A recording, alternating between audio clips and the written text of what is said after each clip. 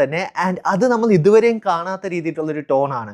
കാരണം DC extended യൂണിവേഴ്സിൽ നിന്ന് DC യുയിലേക്ക് വരുമ്പോഴത്തേക്കും നമ്മൾ ഇങ്ങനൊരു സൂപ്പർമാനെ നമ്മൾ കണ്ടിട്ടില്ല. അത് തന്നെയാണ് ഈ ഒരു സിനിമയ്ക്കകത്തുള്ളൊരു പ്രത്യേകതയായിട്ട് എനിക്ക് തോന്നിയിട്ടുണ്ടായിരുന്നത്.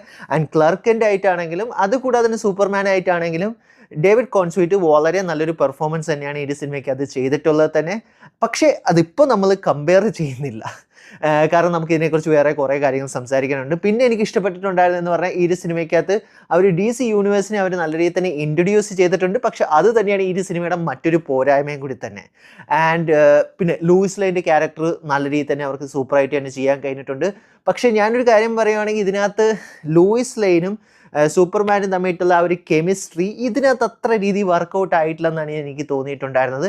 കാരണം ഇതിനേക്കാളും കിടിലനായിട്ടുള്ളൊരു കെമിസ്ട്രി വർക്കൗട്ട് ചെയ്യുന്നത് നമ്മൾ റീസെൻ്റ്ലി ഇറങ്ങിയിട്ടുണ്ടായിരുന്ന ടൈലർ ഹെക്ലിൻ്റെ മറ്റേ സൂപ്പർമാൻ ആൻഡ് ലൂയിസ് എന്ന് പറഞ്ഞിട്ടുള്ളൊരു സീരീസിനകത്ത് നമ്മൾ കണ്ടിട്ടുള്ളത് തന്നെയായിരുന്നു.